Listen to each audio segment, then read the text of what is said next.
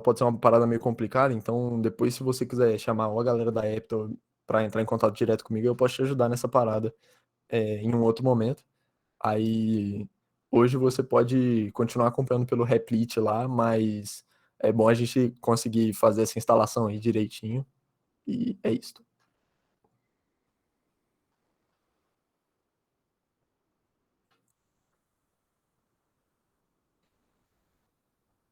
Segue o baile que dá um jeito, tá tudo bem.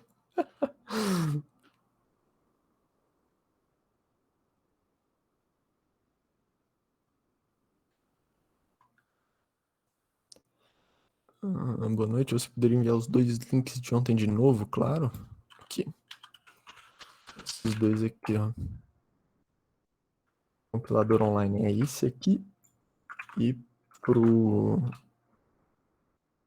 download do Python mesmo é o de baixo. E o Klaus ainda perguntou por que é menos recomendável usar o compilador online. Cara, não é que é, tipo assim, menos recomendável, assim. Mas em termos profissionais, assim, quando você, tipo assim, se você for procurar uma empresa, uma parada que usa Python no dia a dia, ninguém vai usar compilador online, pelo menos em grande maioria, assim, justamente porque você tem muita limitação, né, dentro de um compilador online. Quando você está no seu ambiente, dentro do seu computador, com o ambiente configurado, aí você já tem muito mais coisas, extensões, temas, fontes, o jeito que você quiser programar para ficar o mais fácil e legal para você.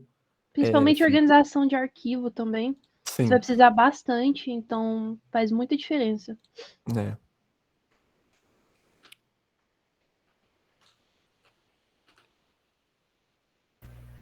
Boa noite, pessoal. Quem entrou por agora, só mais 2 minutinhos que a gente começa. Boa noite, gente. Boa noite.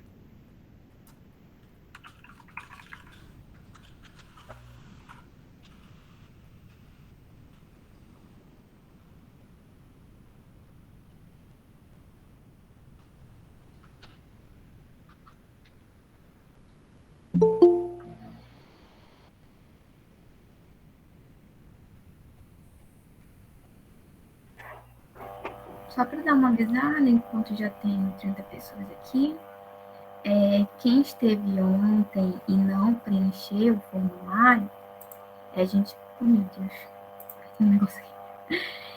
Quem esteve ontem e não preencheu o formulário de presença, por favor, fiquem até o final para vocês preencherem. A aula ela demora em torno de 1 hora, então acho que uns 15, 20 minutos antes de terminar a aula, a gente solta o link para vocês. A gente está tentando coletar esses e-mails de vocês para poder ficar enviando as aulas já gravadas também.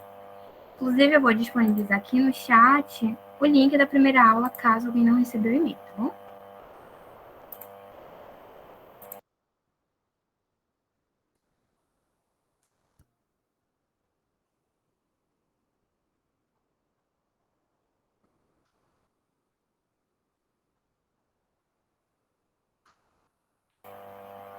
Teve link.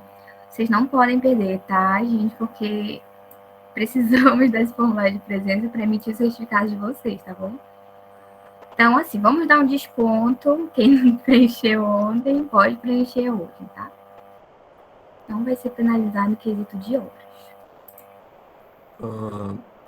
Deu 7h35, podemos iniciar aqui? Pode Beleza. iniciar. Tá. Deixa eu compartilhar a tela de novo. Tela inteira, tela 1. Vocês estão vendo?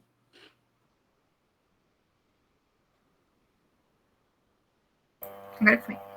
Beleza. Vou iniciar aqui da onde a gente tinha parado na aula anterior, né? Então, vou começar aqui dando um recap. E aí eu ainda vou estar mostrando isso aqui para vocês no Replit, mas a aula de hoje vai ser no meu editor de texto, então, tipo assim, editor de código, no caso, então não se assustem quando eu mudar, vai ser a mesma coisa, só que ao invés de clicar nesse botão verde, eu vou digitar umas linhas, porque no caso eu vou estar usando um subsistema do Linux. Se você tiver instalado isso no Windows, não tem problema, você provavelmente vai apertar F5 e o código vai rodar também, tá tudo bem. É sobre isso. Primeiro aí, vamos embora. Bom, vamos lá pro recap da aula de ontem, beleza?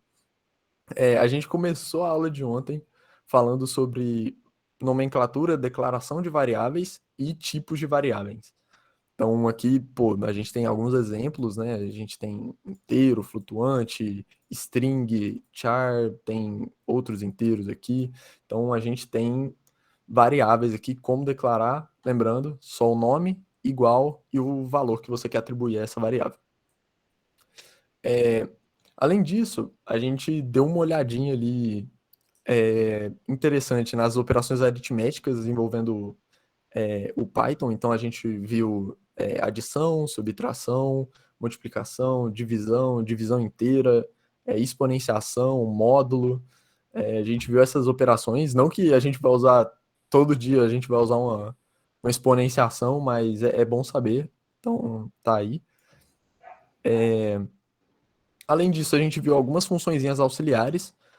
A gente viu o print, que é para colocar coisas na nossa tela, e o input, que é para pegar coisas do usuário, né? O usuário digitar dados para a gente.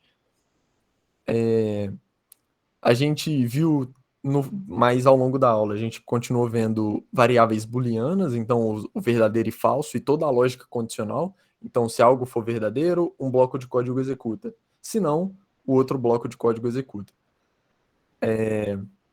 E aí a gente fez o exemplozinho do IMC, que hoje a gente vai continuar aprimorando ele.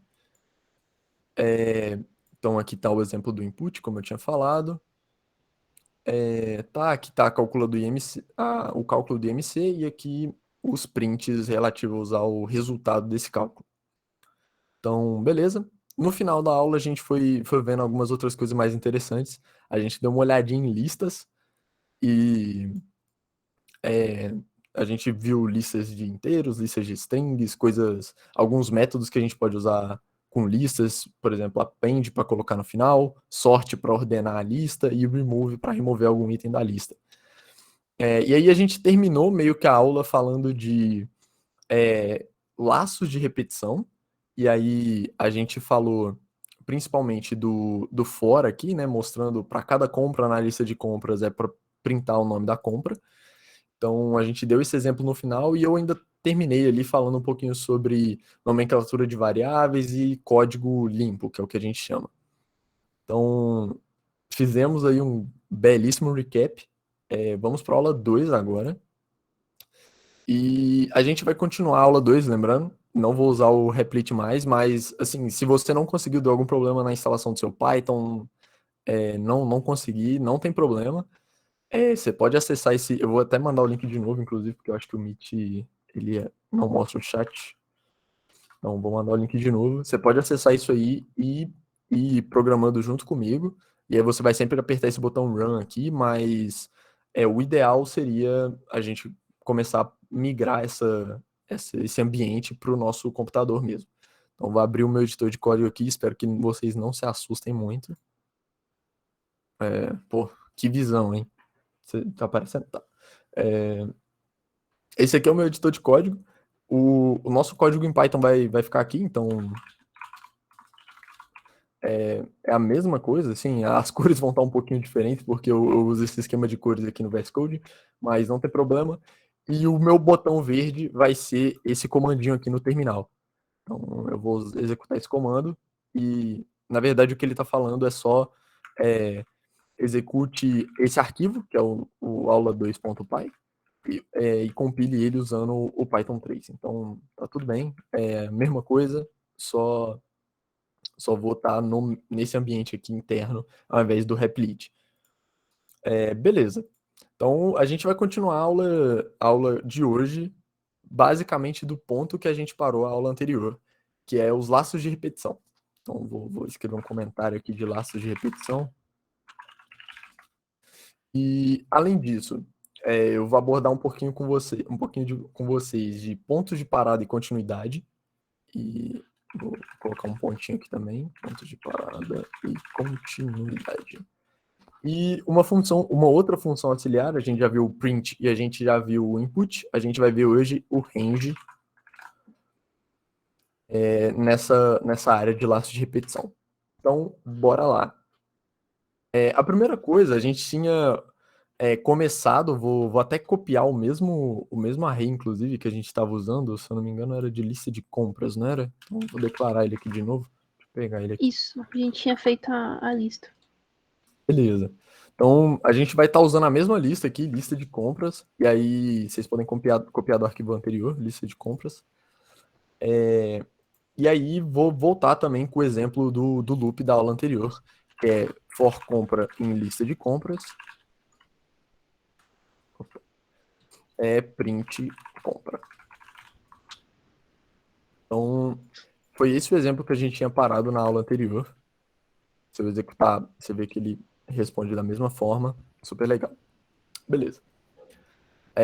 Hoje eu vou fazer essa mesma ideia aqui de printar todos esses elementos de algumas formas diferentes para mostrar algumas capacidades do Python e como vocês podem usar esses laços de repetição para explorar os elementos de uma lista, explorar iterações do mesmo bloco de código e coisas do tipo. Então, vamos lá. A primeira ideia que a gente pode usar é deixa eu comentar isso aqui, na verdade. A primeira ideia que a gente pode usar é o range, como eu tinha falado. Então, eu vou continuar usando for por enquanto. E aí, eu vou usar um contador aqui, for contador em range. E aí, print lista de compras. Vou terminar de codar isso aqui, aí eu já explico o que está acontecendo. E em range 4. Tá. Então, for contador em range 4, ou seja, contador é uma variável que vai ser meio que crescendo de 0 até 4, é para printar a lista de compras na posição contador. E aí lembrem que para acessar a posição desse vetor aqui, né, dessa lista, basta você colocar o nome do vetor e a posição. Então eu estou acessando o vetor nessa posição contador. É Vou como se ele salvar. estivesse andando no vetor. Isso, Ele começa exatamente. do zero e vai até onde a gente pediu para ele ir. Isso. Vou executar isso aqui. Deixa eu, inclusive, limpar o terminal antes. Tá. Ele executou. Beleza. Vou colocar range 3 aqui para mostrar que ele está variando o número de elementos que ele está printando aqui para a gente. Então, deixa eu cortar esse rolê.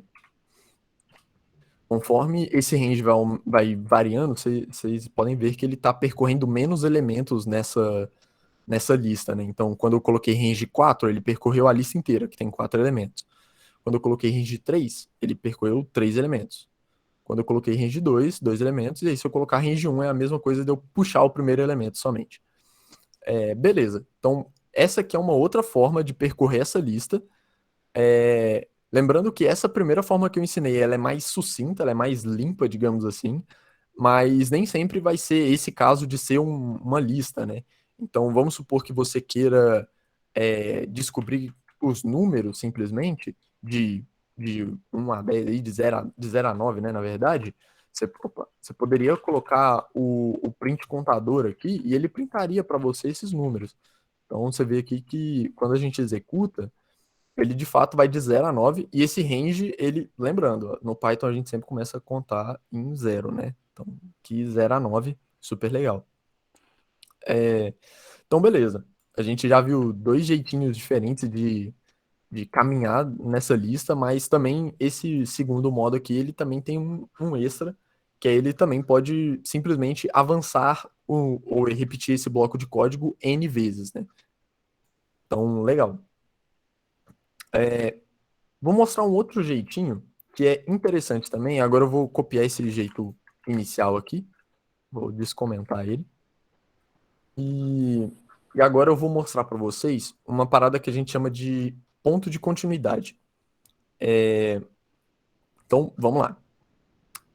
A gente continua com a mesma ideia. Para cada compra na lista de compras, imprima a compra.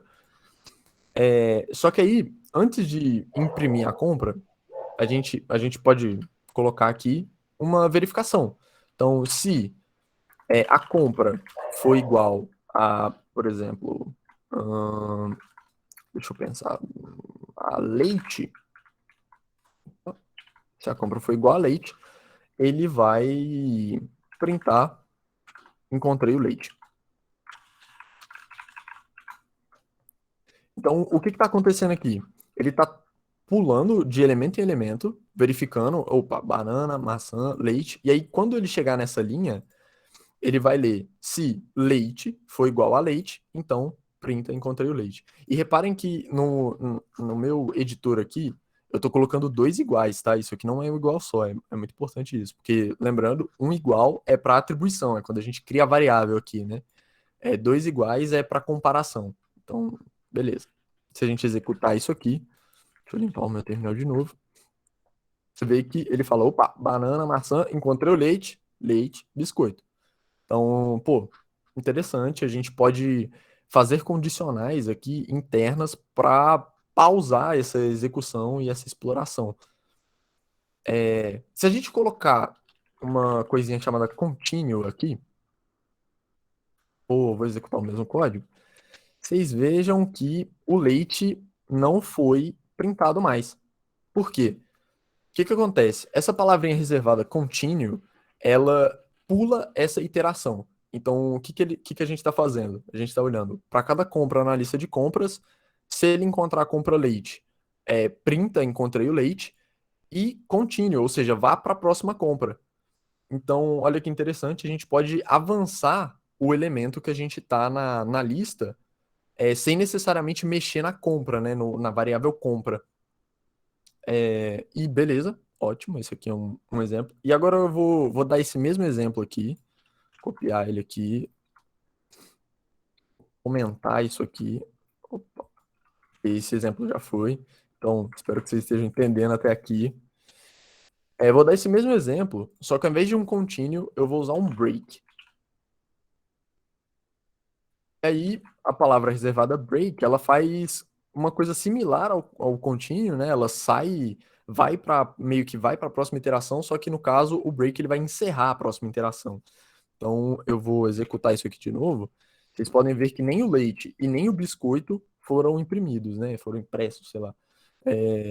Nenhum dos dois, ele não chegou nessa condição, porque quando ele encontrou o leite, ele printou e deu um break, ou seja, ele saiu fora do loop. Beleza. Então, a gente tem aqui, em alguns exemplos com for, principalmente nesse início, como atravessar um vetor, uma lista de elementos. A gente tem um for para fazer um contador crescer, né, no caso. Então, vocês vejam esse contador indo de 0 até 9. A gente tem as duas palavrinhas reservadas, continue e break. E o continue, ele pula para a próxima iteração. E o break, ele sai fora do loop. Então, tudo bem até aqui. Antes de ir para o próximo método, que vai ser o while, eu vou perguntar se está todo mundo bem. Todo mundo entendeu até aqui o recap mais o extrazinho? Vocês Todo têm mundo alguma bem? dúvida dessa parte?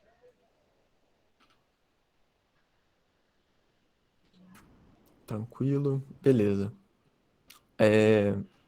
Então vamos continuar. O while, ele também é uma estrutura de repetição e ele também vai fazer esse... Deixa eu inclusive limpar o terminal aqui. Ele também vai fazer essa ideia para a gente de executar algo enquanto alguma condição for verdadeira. E aí, esse é um ponto. O while, ele vai executar enquanto essa condição aqui dentro for verdadeira. Assim como o if funcionava.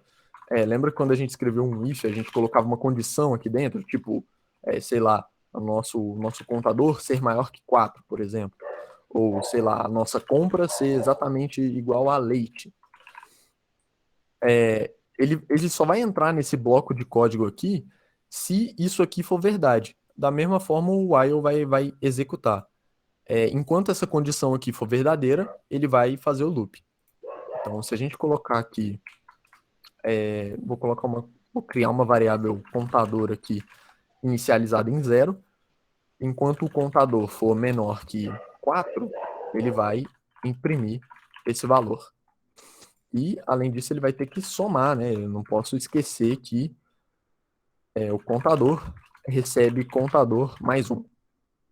Então, Essa expressão aqui, para quem tá vindo diretamente da matemática aí, para quem tá acostumado, isso aqui parece meio ultrajante, né? De ter dois termos aqui na mesma equação, digamos assim, mas na programação funciona desse jeito mesmo. Você está atribuindo à variável contador o valor atual dela mais um. Funciona assim que a gente lê. E tem outro jeito de você escrever isso aqui, e eu vou mostrar já já. Deixa eu só rodar esse código aqui primeiro para Dá mostrar. uma abreviada, né? Muitas vezes a É, gente acaba abreviando para não ficar uma coisa assim muito extensa, né? exato. Aí você vai acostumando. Ah, tem mensagem aqui no chat. Deixa eu olhar. Eu vejo bastante semelhança com a linguagem C usando for if, continue, break. Então, a lógica de programação ela é muito parecida, né? Ela Isso. vai mudar algumas coisinhas, mas a lógica de programação é muito parecida nessas linguagens. Assim, em toda. E isso é uma parada muito legal para quando você aprende uma linguagem de programação. Uhum, Toda vez que você migrar para outra, for ver outra, você vai ter algumas diferencinhas de sintaxe, ter algumas diferencinhas de como escrever, mas as estruturas básicas de if, continue, break, while, declaração de variáveis vão ter em todas, porque sim. é meio que isso que vai definir, inclusive, uma linguagem de programação lá no final. Uhum. E eu vi que ela tá comparando aqui com o C também. E C é uma linguagem assim que se você aprende ela, eu pessoalmente acho que é muito mais fácil aprender outras. Se você Pois, sabe C, você pois sabe é, aprender qualquer coisa. É muito mais fácil, isso é eu um ponto, acredito. realmente. É, exatamente. O C ele te ensina na marra ali, não tem jeito. É, Eu sei, chatinho. é, exatamente. O Python ele é bem mais assim de boa assim e principalmente quando a gente está entrando em uns terrenos um pouquinho mais complicadinhos de alocação dinâmica de memória, esse tipo de coisa. O Python ele vai ser um pouco mais simples de manipular do que os ponteiros e aquela coisa toda de C, sabe? C também é uma linguagem mais estruturada, né? E quando a gente fala de Python, a gente está falando de orientação a objeto, aí a gente entra aí num conceito bem mais complexo, né? É, Que se a gente for entrar muito nele, a gente vai acabar se estendendo exato. e não consegue passar tudo, mas Não, exatamente. E tipo assim, é, não, vocês vão encontrar essas semelhanças em todas as linguagens, essa é a parada. E é justamente o que define um programador, tá ligado? Porque linguagens, frameworks, esse tipo de coisa, todo mês, todo dia tá saindo um negócio novo, um negócio mais extravagante, mais inteligente do que tudo que já existia antes. E o programador ele é definido não como o cara que sabe codar muito bem em uma linguagem só naquele negócio. É claro, esse cara também é um programador no caso, mas tipo, o que define um bom programador é o cara que consegue pegar uma coisa nova e também aprender. É parte do exercício da programação você aprender novas coisas. Então, beleza, voltando aqui para a aula, a gente printou o contador e ele foi de 1 a 4, muito legal. E aí, tipo, vocês podem ver que ele não foi de 0 a 4, porque antes de imprimir, eu tô somando. Então, ele aqui, nesse ponto aqui, ele já vale 1, e aí, né, ele imprime. E legal, né? A gente tem o while aqui. Eu não vou fazer todos esses exemplos de novo aqui com while, mas ele funciona da mesma forma. A única coisa que eu quero que vocês tomem um pouquinho de cuidado é que tanto o for quanto o while, eles podem criar o que a gente chama de loops infinitos. E aí, assim, tem vezes que isso é necessário, tipo, a gente quer devidamente fazer uma parada desse tipo, mas tem vezes que não. E aí você acaba criando um loop de memória que vai ficar executando ali eternamente. Eu vou mostrar um desses loops aqui para vocês. Por exemplo, eu quero mostrar esse daqui e eu vou inicializar isso em 5. Então, por exemplo, enquanto o contador for maior que 4, ele vai somar 1 ao contador e printar o contador. Só que o nosso contador, ele inicia em 5. Então, ele sempre vai ser maior do que 4, já que aqui eu estou somando, estou sempre aumentando esse valor dele, né? Então, vejam que se eu executar isso aqui, ele vai printando e vai lá, vai, fé. Enquanto eu não encerrar esse script aqui, às vezes eu acho que inclusive eu vou ter que matar o meu terminal aqui. sobre Enquanto não isso. estourar a memória. Pois é, enquanto a memória não acabar, ele vai continuar executando. Uhum. Tem algumas, às vezes, dependendo da alocação que você está fazendo, o Python já consegue, tipo, prevenir que aquilo ali seria um erro de memória, alguma parada assim, e ele já consegue quebrar teu código no meio, mas é, esse tipo de bugzinho aqui é bem chato de encontrar. É, e aí, se vocês quiserem fazer uma estrutura de fato, tipo, pô, eu quero realmente que seja um loop infinito, eu não recomendo vocês fazerem esse tipo de ideia aqui, de, enquanto dois for maior que um, por exemplo, ou alguma coisa desse tipo. Vocês podem usar o booleano true, o verdadeiro lógico aqui, né? Então, enquanto for verdadeiro, então isso aqui vai executar para sempre. E aí você pode colocar aqui uma condição, por exemplo, se o contador for maior que 10, break. Então, nesse caso aqui, a gente quer de fato que ele execute infinitamente, porque a gente, dentro do código, a gente determinou um break.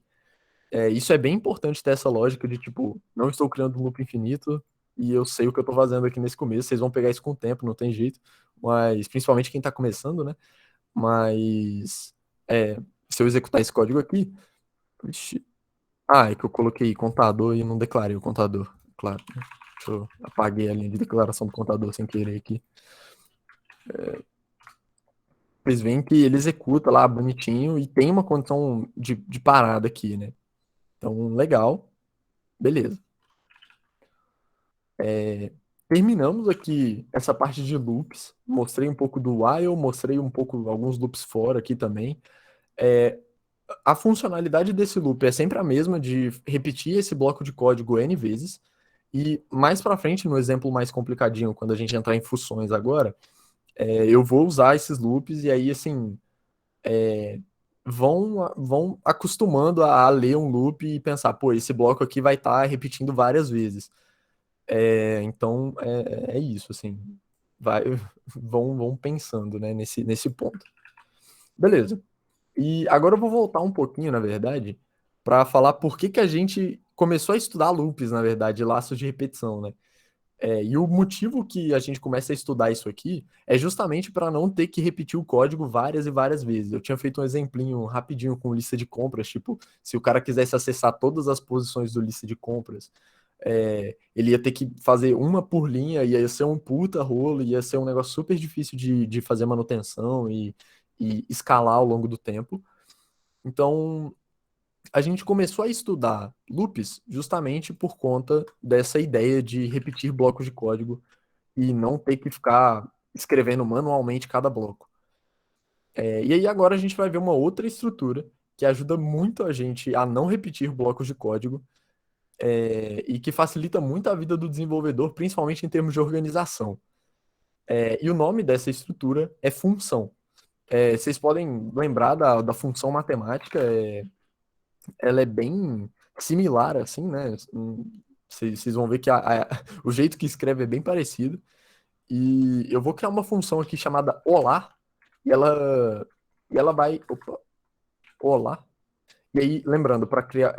Informando aqui, na verdade, né? Para vocês criarem uma função, basta usar a palavra reservada def, espaço, nome da função, e aí abre e fecha parênteses. E aí, dois pontos para continuar as coisas que essa função vai fazer.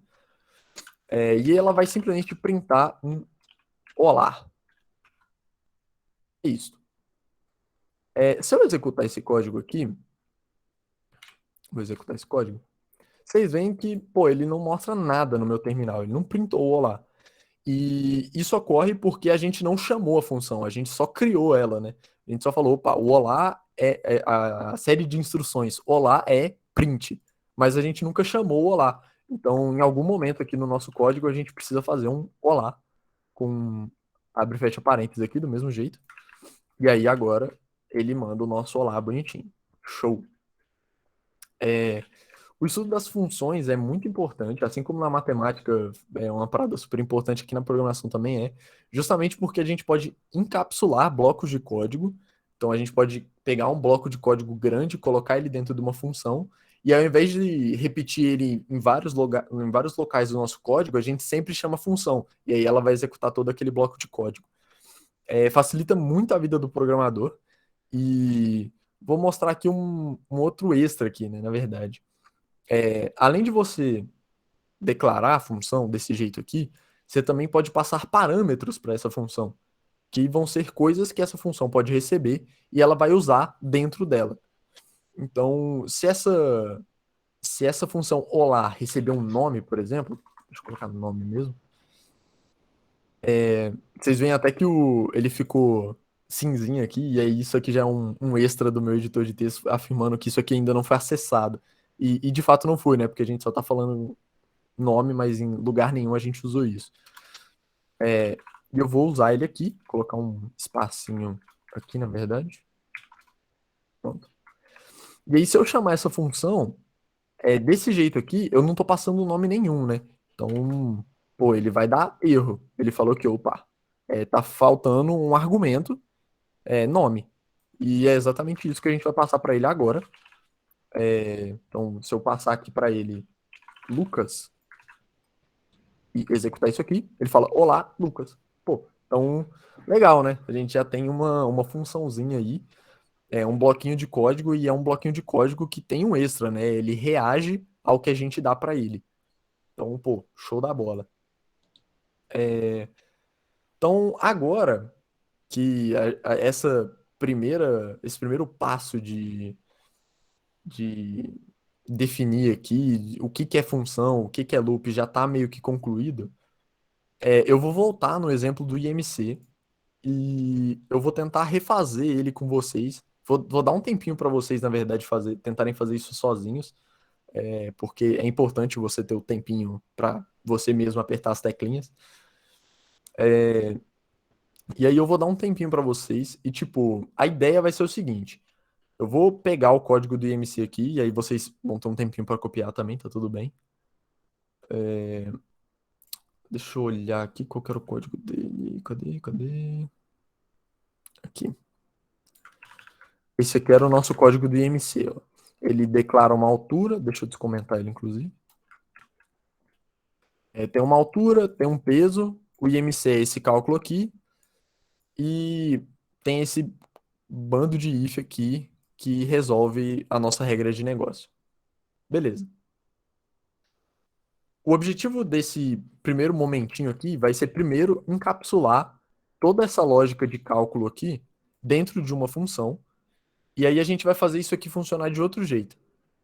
Eu vou passar para essa função, que aí vocês podem colocar, e aí um extra aqui, nomes de função tem que ser sempre o que, tipo, referenciando o que ela vai fazer. Então, nesse caso aqui, vocês podem chamar ela de tipo calcula underline IMC, por exemplo, ou outra coisa, sei lá, se vocês pensarem no nome mais criativo.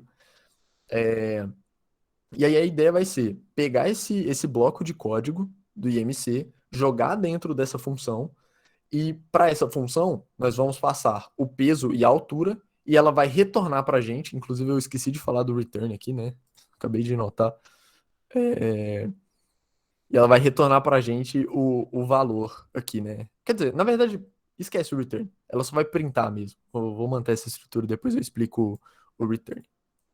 Então, vou dar aí uns dois minutinhos, não, né? 2 minutinhos é muito pouco. Vou dar uns 5 minutinhos aí pra vocês. E aí, essa é a ideia. Se alguém tiver dúvida, por favor, coloca no chat. E aí, à medida que vocês forem conseguindo encapsular o IMC, executar ele passando uma altura e um peso, vocês vão mandando aí no chat aí pra mim, pra gente ir acompanhando o progresso. Tudo bem? Antes de começar, vocês têm alguma dúvida? Tá É tudo bem? verdade. Vocês estão bem para fazer isso?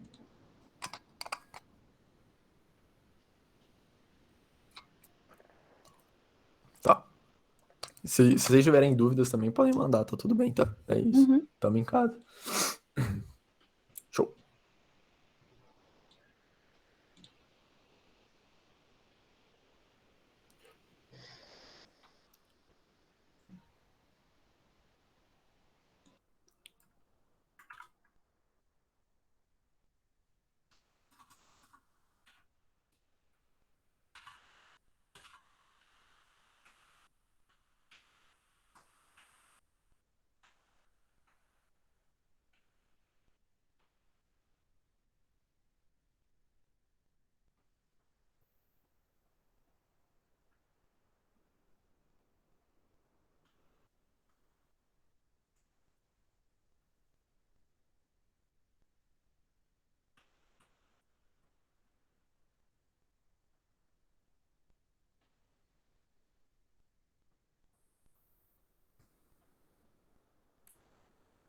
Ah, uma coisa que eu acho que eu não mencionei para vocês é se vocês quiserem passar mais de um parâmetro para a função de vocês, basta vocês separarem esses parâmetros por vírgula. Então, tipo, se vocês quiserem passar um nome e idade aqui, por exemplo, para a função lá, é só colocar nome, vírgula, e idade.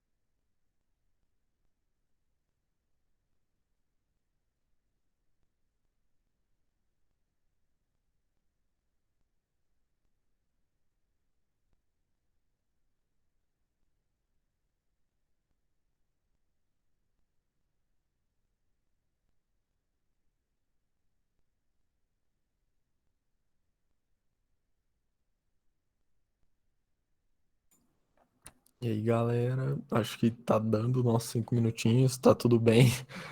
Criou um trauma em vocês, tá tudo bem. Dando certo, dando errado. Pô,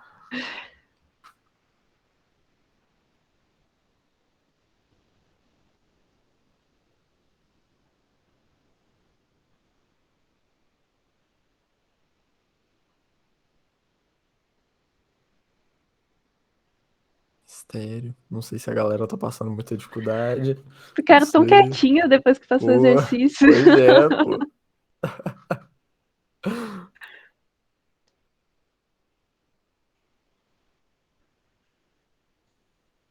Acho que tá indo. Pô, ganhamos, pô. Sobre isso. Tô terminando, ok. Dá mais uns 2 minutinhos, então. Tudo bem.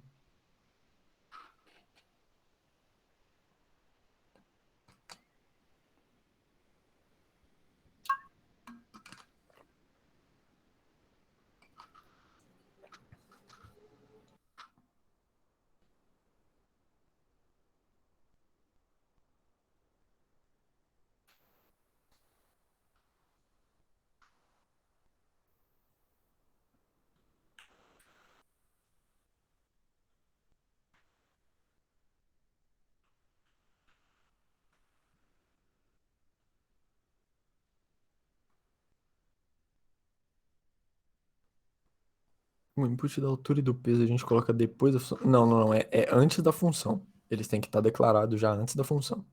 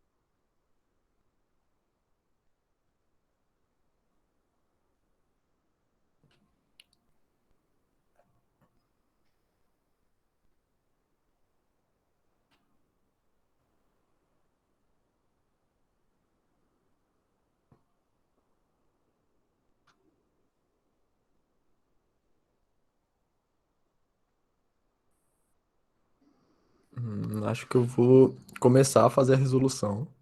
É porque usou o float? Ah, o float é para você poder aceitar valores decimais, né?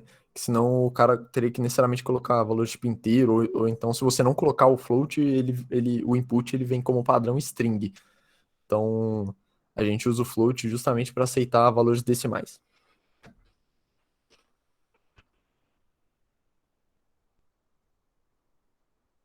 Isso mesmo, Thaís, certinho. Então eu vou começar a resolução aqui devagar, e aí se alguém quiser que pare e explica, vocês mandam mensagem, beleza? Então, bom, o exercício era o seguinte. Basicamente, a gente precisava criar uma função que. Então, vou até escrever aqui: criar uma função. Estou no layout americano sobre criar uma função que encapsule a lógica do cálculo do IMC. Esse é o nosso exercício. Então, bom, primeira coisa a gente aprendeu na aula de hoje, que é como criar uma função. Então, vamos lá. Vou criar uma nova função chamada calcula IMC. Beleza. Então, tá aqui a nossa funçãozinha. Essa função, o cálculo do IMC, se a gente ver aqui na fórmula, ele recebe o peso e a altura. Então, essa função vai precisar do peso e da altura. Então, a gente põe aqui o peso e a altura, passando para a função calcula IMC. Beleza. Então, a gente pode redeclarar esse IMC aqui dentro. Então, IMC vai ser peso dividido pela altura. Vou colocar um parênteses também. Altura ao quadrado. Ok. E aí, aí a gente só vai repetindo, né? Se o IMC for menor que 18,5,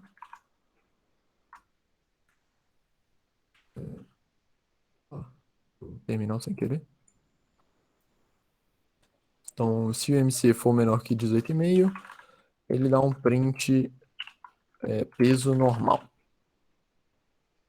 Aí eu vou copiar essas outras regras aqui, colocar o sobrepeso, todas essas outras regras, só para não ter que escrever tudo de novo. Alinhar isso aqui, porque não adora reclamar de indentação. A editação faz muita diferença. Pai. E para corrigir essas indentações, eu estou usando o tab para passar, dar um espaço. E se vocês quiserem recuar um espaço, vocês podem usar o Shift Tab ou apagar. Aí o que for mais fácil para vocês. Beleza. Então vamos lá, vamos analisar a nossa funçãozinha. Nossa função calcula IMC recebe peso e altura. O IMC declarado aqui dentro é peso dividido pela altura ao quadrado. E aí tem a nossa regrinha de negócio. Ah, se tiver menor que tanto, printa isso. Se tiver entre isso e aquilo, printa tal. Eu acabei de notar que tem dois iguais aqui. É magreza esse primeiro aqui, né? Escrevi errado. Beleza. Então, ok. Aqui está a nossa função escrita. Todo mundo entendeu a lógica aqui que eu encapsulei essa parada aqui? Eu vou inclusive apagar esse resto aqui. Tudo bem? Todo mundo vivo? Ah, e o Thiago mandou o formulário de presença, então fiquem atentos aí. Vocês tinham feito desse jeito?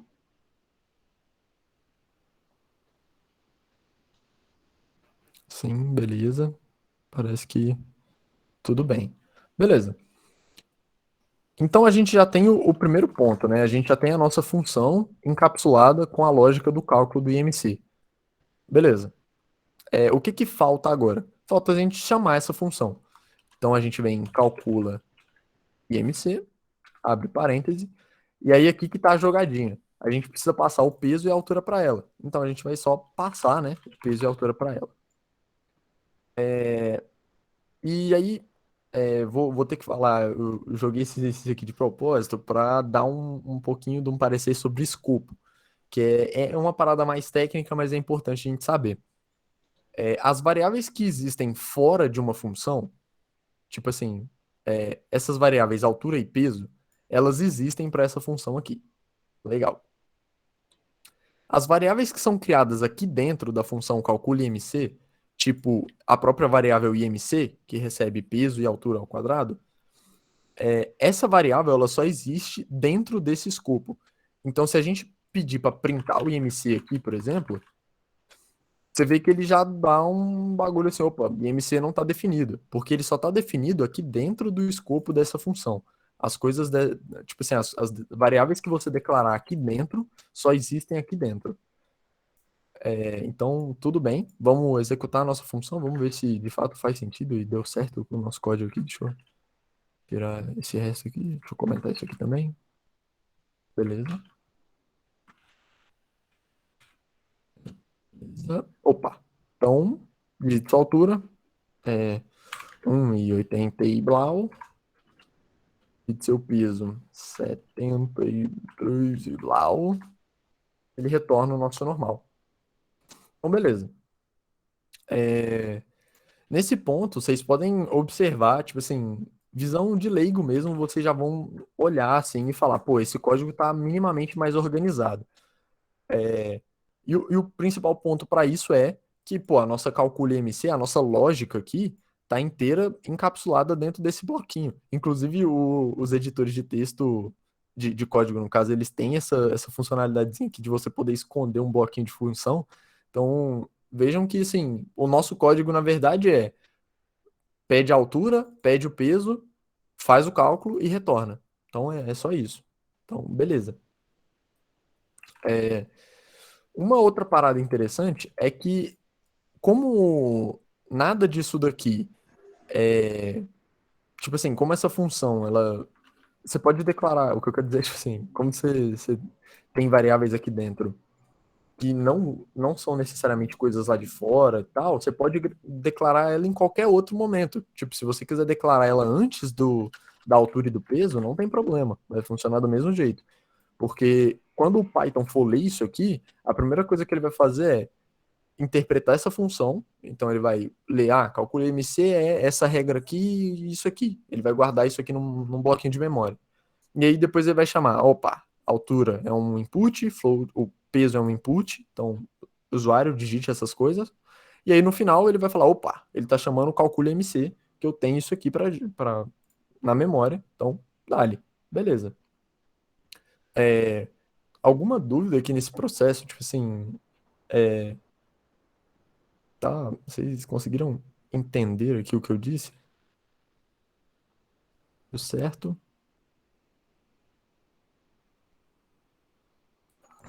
Beleza. Temos um sim, é sobre isso. Tudo certo. Beleza. E aí você pode estar pensando assim, pô, mas não foi tão assim, né? Tipo, beleza, colocamos isso aqui dentro de um bloquinho, já é legal, já tá um pouquinho mais organizado.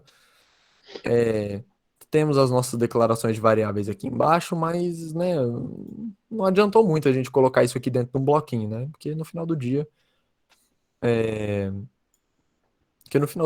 a gente só colocou isso aqui dentro de um bloquinho mesmo, e é isso que aconteceu.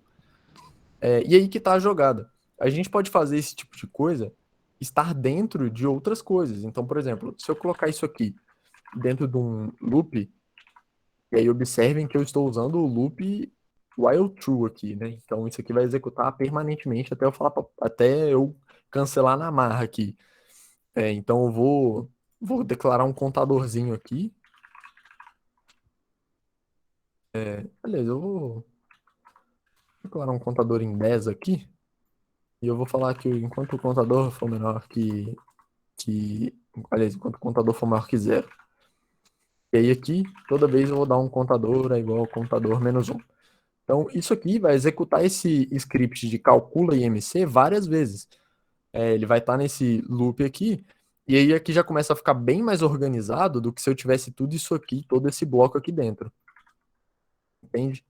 Então, aqui já começa a ter as vantagens de você ter coisas dentro de função. E aí, se a gente usar aqui, É muito importante ressaltar o conceito, né, de estar usando isso, porque, por exemplo, quando você pega o que a gente está mostrando aqui é um código pequeno, né, mas quando você vai mexer mesmo nisso, é muita linha de código que você pega, muita coisa que você não vai ficar, por exemplo, perdendo tempo repetindo um código que já foi feito, senão vai ficar uma coisa gigante, enorme, e muitas exato. vezes também você não vai ser o único programador do código. Então, você tem sempre que lembrar de, tipo assim, fazer as coisas organizadas, porque talvez outro programador também vai pegar e aí precisa entender o que é também que você está fazendo. Pô, eu acabei de notar que eu cometi um pequeno erro aqui, que eu deixei a chamada da criação dessas variáveis de altura e peso fora do loop.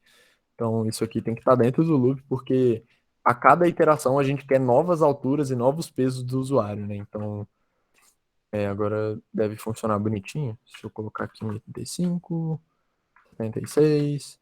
Aí ele pede de novo. Então, vamos pôr, sei lá, 87. Não, aliás, essa é a altura primeiro, né? 87 metros não dá, não. 2 metros. E, sei lá, 88. Então, beleza. Eu vou terminar esse script aqui porque eu não quero ficar digitando 10 vezes. E aí, se vocês quiserem terminar isso também, normalmente é Ctrl C. E ele encerra a execução. Então, beleza. Já demos um passinho extra aqui em termos de organização de código. Às vezes é meio complicadinho entender essa lógica de função e tal, por que que a gente está criando isso, mas em termos de organização ajuda muito e é muito importante.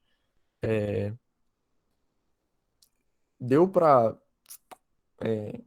entender o conceito mais ou menos? Que a gente agora vai dar uma aprofundadinha nesse conceito de funções, então preciso que vocês tenham entendido aqui o que eu falei. Tá tudo bem?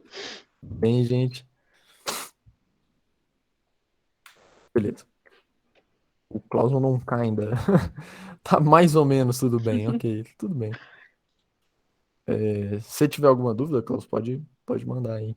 É mais para mais ou mais para menos? É, importante.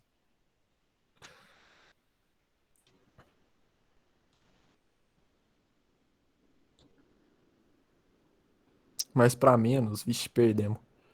Nossa, Então, vou tentar dar uma recapitulada aqui, então. Beleza. Tá. Vou dar uma recapitulada, então. Função é um bloquinho de código pré-definido. Então, a gente definiu aqui, por exemplo, a nossa função calcule_mc como esse bloquinho de código. As funções, elas podem receber parâmetros, e aí você pode ir passando parâmetros para ela, quantos você quiser, basta você ir colocando vírgula neles. E além disso, tem toda a lógica de escopo. Coisas dentro da função só existem dentro da função. Tudo bem? Deu para clarificar? Vocês podem usar a definição da função matemática também, que, pô, quando vocês têm lá uma função tipo, sei lá, f de x é igual a x mais 5, por exemplo. É mais ou menos a mesma ideia. Quando isso aqui é uma função, ela tem uma regra encapsulada, e a regra, no caso, é x mais 5. E o parâmetro aqui, nesse caso, seria o parâmetro x. Se a gente colocar que x aqui é 1, ele entra 1 mais 5 aqui, entendeu? Da mesma forma para as funções dentro da programação. A gente define uma função, calcula IMC, ela recebe um peso e altura, e aí aqui dentro a nossa regra de negócio não é x mais 1, ela é peso dividido pela altura ao quadrado. Então, acho que Espero ter clarificado um pouquinho aí a mente de vocês. Deu para esclarecer um pouquinho? Então, tá bom. Tipo, é basicamente para você não ficar repetindo um código que você já fez. Para você Isso. reutilizar ele. Então você vai sempre estar chamando ela para reutilizar um código que você já basicamente sabe e já fez. Beleza. Vou apagar esse restinho de computador aqui, que eu a gente não precisa mais disso. Deixa eu voltar isso aqui para trás. Beleza. Então, acho que a gente deve estar chegando perto de um final de aula. Então, eu vou colocar um tópico que é um pouquinho mais complicado, é dentro de funções ainda. Mas é importante a gente pelo menos saber que existe. Não, vocês não precisam dominar ele agora, mas pelo menos saber que, opa, esse negócio existe, eu sei o que esse cara tá falando, é importante. E esse tópico, o nome dele é recursão. O que a gente define como recursão dentro da programação? Recursão é basicamente algo que chama a si mesmo.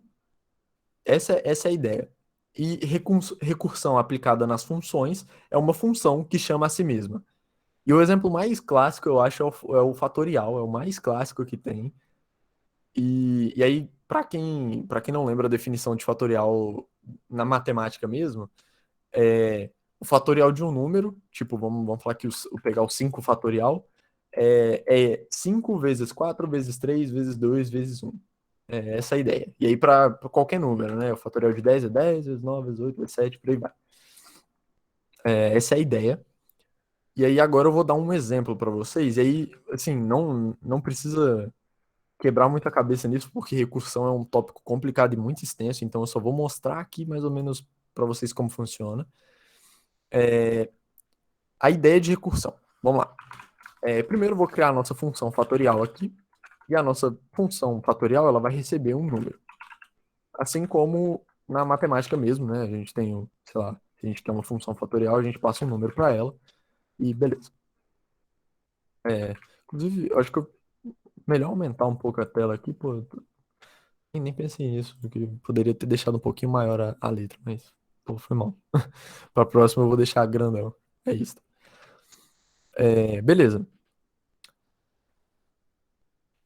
A jogada das funções recursivas é ter um caso de parada, porque a função ela vai chamar a si própria. Então, aliás, antes de eu entrar em funções recursivas, eu prometi que eu ia falar do return, e o return é importante nesse caso. É que, além de ter lógica, as funções podem retornar uma informação. Então, nesse caso aqui, a gente poderia retornar o IMC. Retornar o IMC. E aí, quando a gente chamasse isso aqui, a gente poderia pegar esse valor de novo. Então, tipo assim, vamos supor que aqui fora eu quisesse armazenar esse valor dentro de uma variável, eu poderia falar aqui, tipo, o valor final é o cálculo IMC, ele vai calcular, vai printar e depois vai retornar esse valor. Então, quando ele finalizar essa função, o valor final vai receber esse IMC aqui de dentro, entendeu? Beleza, essa é a explicação rapidinha de return. E aí agora vamos lá, voltando aqui para as funções recursivas. A primeira coisa é o caso base. E o caso base do fatorial é o x igual a 1. Porque quando x for igual a 1, o valor é 1, né? No caso, o retorno é 1. Então, deixa eu escrever isso aqui, essa comparação de se o x for igual a 1, retorna 1. E caso o x não for 1, ele vai retornar para a gente... Opa, é o return x... Aliás, x não, né? O número aqui, tô colocando x em todo lugar aqui, porque eu tô pensando no x fatorial. Então, ele vai retornar o número vezes o fatorial do número menos 1. Então, tá. Vou deixar aqui um tempinho para vocês absorverem, porque isso aqui é bem assim, intrínseco aqui, tá ligado? De pensar. O que tá acontecendo aqui? Quando você chama, sei lá, fatorial de 10, ele vê se o número que você colocou é 1. Nesse caso não é, é 10, então tudo bem. Então ele cai para o bloquinho de baixo. O bloquinho de baixo retorna, opa, o número vezes o fatorial de número menos 1. Então, número, que é 10, vezes o fatorial de número menos 1, que é 9. Então, ele vai retornar 10 vezes fatorial de 9. Então, depois vou fazer meio que o passo a passo aqui. Primeiro ele executa, quando a gente chama fatorial de 10, ele faz 10 vezes o fatorial de 9. E aí ele continua. Então, pô, fatorial de 9. Agora a gente tem que resolver essa aqui de dentro. O número é 1? Não. Então é. Aí a gente tem o 10 da anterior vezes 9 vezes o fatorial de 8. E aí vocês podem ir vendo que a gente está fazendo a mesma estrutura do que se a gente estivesse fazendo 10 vezes 9 vezes 8 vezes 7, por aí em diante. O único caso que isso vai ser diferente, e aí eu vou pôr os 3 pontinhos, tanto aqui em cima quanto aqui embaixo. O único caso que isso vai ser diferente vai ser quando ele chegar no 10 vezes 8 vezes 10 vezes 8 vezes 7 vezes 6 e por aí em diante, vezes 1. Porque quando é 1, ele retorna 1. Então, ele vai, ao invés de chamar o fatorial de 1 de novo, quer dizer, ele vai chamar, né, o fatorial de 1, na verdade. E aí, isso aqui, na verdade, vai ser substituído por 1. E aí, a gente vai ter o nosso valor de 10 vezes 9 vezes 7 vezes 6 vezes 5, blá, blá, blá, blá, blá, até o 1 multiplicado. Essa ideia de fatorial, ela é mais complicada.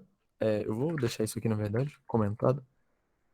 Ela é mais complicadinha e eu não peço que vocês compreendam função recursiva de primeira. É uma parada mais para vocês irem digerindo ao longo do tempo e irem maturando esse conhecimento. Mas é importante vocês saberem que existe. Porque dependendo do caso aí, dependendo do momento, alguém vai falar, oh, isso aí é uma função recursiva. E aí você vai falar, opa, é uma função que chama a si mesmo. E aí isso já vai dar uma clarificada no funcionamento do negócio ali da sua frente, sabe? Beleza. Então, acho que deu para explicar mais ou menos o que que é o fatorial, que é aliás, o que que é o fatorial não, o que que é a recursão e como que a recursão é aplicada nas funções dentro da programação. E, além disso, o que que é funções no geral, que é a nossa regrinha. Não sei se eu sou burro ou o bagulho que é meio complicado. Pô, essa parte de recursividade é complicada mesmo, tá tudo bem. Não, a recursividade ela é mais complicada que a função normal mesmo, mas é porque basicamente você vai chamando, chamando, até você chegar num ponto onde você já tem a resposta prévia, vamos assim dizer. Ela É, vai chamando até chegar naquele ponto que você quer, que seria, por exemplo, o caso do fatorial que o Lucas deu ali. isso aqui vocês não precisam desesperar, tá ligado? Isso aqui é difícil mesmo. É, mas esse caso de recursão, ele existe para uma porrada de exemplos, não é só para o fatorial. Usa muito para Fibonacci também. Fibonacci também usa. Mas assim, não precisa saber isso agora, só lembrem que, tipo assim, a única coisa que vocês precisam ter tirado daqui, além de ver esse exemplo, ver o exemplo em funcionamento mais ou menos. Inclusive, eu nem mostrei ele em funcionamento aqui. Deixa eu chamar o fatorial de 10, como eu tinha falado, e comentar essa parte do cálculo IMC.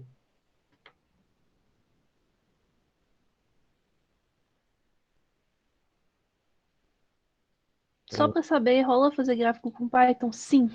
Rola muito, Sim, cara. demais. E é justamente inclusive, eu esqueci de colocar uns prints aqui, né? Então a gente nunca vai ver as coisas. Muitos grafiquinhos bacana, inclusive análise de dados, assim, Python é uma das linguagens mais usadas para fazer isso. Então, exatamente, rola muito fazer gráficos com Python e tal, e aí a gente vai dar uma aprofundada. A próxima aula, inclusive, ela vai ser sobre coisas mais envolvendo matemática e gráfico, esse tipo de coisa, usar algumas Uhum. funções tipo seno, cosseno, um pouquinho mais de matemática um pouco mais avançada. Então, assim, a última aula vai ser um pouco mais complicada, né? A gente está dando passinhos aqui e os passinhos estão ficando mais largos, mas acho que deu para pelo menos pegar o conceito básico de funções, que são essas regras de negócio que contém toda a nossa lógica encapsulada. Deu para a gente ter uma noçãozinha de funções recursivas, que são esses casos onde a função chama a si própria. E deu, lá no começo a gente viu bastante os nossos loops, os nossos laços de repetição, toda essa estrutura aqui, que a gente também vai mandar o código para vocês dessa aula. Então, programação é uma parada muito de prática, tipo assim, agora vocês me vendo codar, às vezes não fica tão claro, mas garanto que se vocês colocarem a mão na massa ali e pá, tentarem fazer alguma coisinha, um projetinho seu, eu inclusive vou falar o meu aqui, o primeiro que eu fiz quando eu tava aprendendo Python foi, era um, era uma parada de rolagem de dados, sabe? Tipo, eu jogo RPG de mesa e aí eu precisava. Eu queria fazer um programa que eu digitasse o número lá e ele me retornasse um aleatório, e aí com às vezes os modificadores e tal. Então foi um projeto pessoal, e aí, tipo assim, eu recomendo muito vocês tentarem, depois que terminar a aula, se vocês estiverem mais de boa, vocês tentarem fazer alguma coisinha de vocês mesmo, alguma parada que pode ajudar, ou que simplesmente um exercício, uma prova de conceito ali, não tem problema, recomendo muito. E, e acho que vamos dar aquele. Porque Pode só falar, Maria. codando, assim, que vocês vão pegando a prática, sabe? E eu acho que esse negócio do projeto pessoal que o Lucas está falando, quando você está fazendo, às vezes, uma coisa que você está mais interessado, você desenvolve, tem mais interesse, né?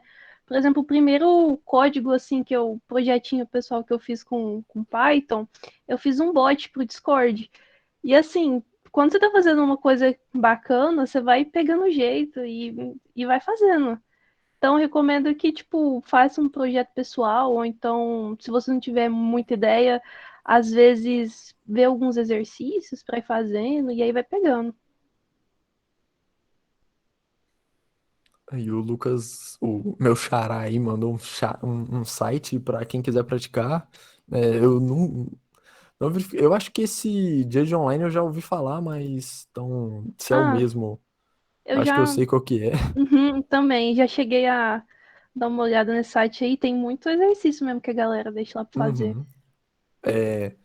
Mas assim, espero que não tenha dizimado a cabeça de vocês com funções e funções recursivas. É, principalmente funções recursivas, é um tópico extenso e tem muita coisa mesmo. Tipo, a gente está dando aqui só uma pinceladinha, assim, mostrando que existe, mostrando um exemplo, mas, tipo, dentro de funções recursivas é uma parada gigantesca, tipo, tem muita coisa para ser estudada e é bem demorado. Funções normal, vocês vão usar, tipo assim, direto e reto isso aqui, você poder encapsular regras de negócio. E aí, uma parada extra muito legal do projeto pessoal, né? É que você consegue, tipo, as regras de negócio você já sabe? Tipo assim, quando você vai fazer uma função, você já sabe o que precisa ter ali. Não é que nem o caso do IMC, por exemplo, que às vezes você precisa ver uma fórmula, ver uma parada para tentar definir o que é. Então, uso meu cérebro. Pô, é isso, pô. É, tá tudo bem, cara. É meio mind blown, assim, meu Deus, o que tá acontecendo, cara? Mas é, deem, deem os seus próprios passinhos, assim, de tentar fazer uma coisinha, tentar criar uma funçãozinha, tentar fazer uma parada que vai dar certo. Vocês vão sofrer um pouquinho, não tem jeito. Programação é sofrer com os erros, mas quando dá bom é a melhor sensação de todas. Tipo assim, você vê o seu código fazendo. Geralmente você O vai que ter você. mais erro do que. Não, com certeza, pô. Mas acho que é isso. Finalizamos a aula de hoje aqui, mais ou menos. Se eu não me engano, o link de lista de presença já passou, eu acho. Então, acho que tá ali em Isso. cima, deixa eu ver. Eu já coloquei, mas eu posso pôr de novo. Só um minutinho.